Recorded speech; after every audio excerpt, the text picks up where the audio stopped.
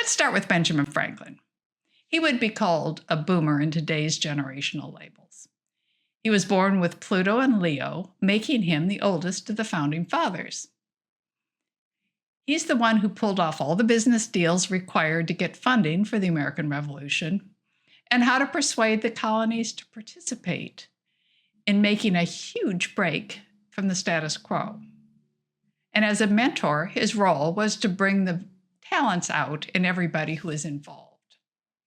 He could use his experience to get the ball rolling, but the real hard work had to come from the younger generations. They were the ones that had to live with the consequences. So this list kind of describes the Pluto and Leo generation. Of course, it is rare a person who actually lives to the potential of their best self. Some do just the opposite. But the rest of the Founding Fathers team can demonstrate the top qualities of each generation back then and also today. So, what was Benjamin Franklin known for? He was the oldest of the crowd, and his specialty was in persuading others to think differently. He was self-assured and had a dramatic flair that made him a hit at gatherings. He knew how to use clothes to make a dramatic statement.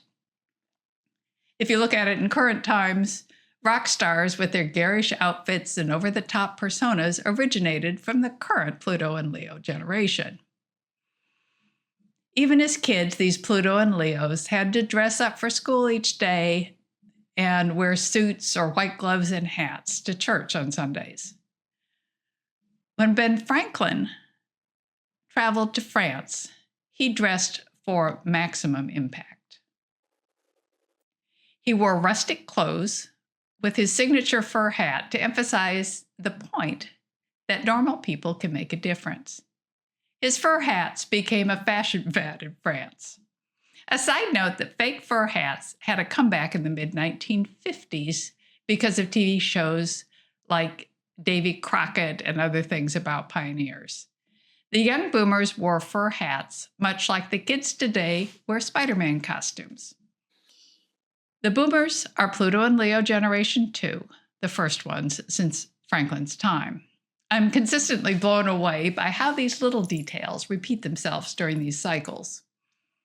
Franklin's sartorial choices weren't just eccentric. They were actually really strategic. By dressing plainly, he contrasted sharply with the powdered wigs and the ornate fashion of the French aristocracy, making himself a living emblem of the American cause. Ben was curious, and he liked to show off what he had discovered. He knew how to put out a show to garner attention, and then he would hit the party with his out there ideas of, hey, let's overthrow the king. Will you help us? Ben was fascinated with science, trying to learn about electricity. Now, think of like a boomer like Steve Jobs. He charmed the crowds with flashy demos to sell his dream. The same approach.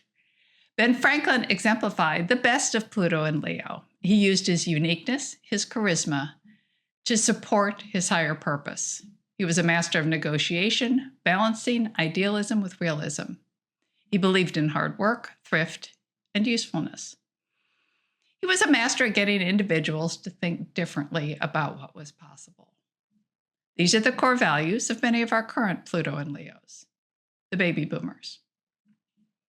Okay, so if Franklin was a boomer, what generation would George Washington be?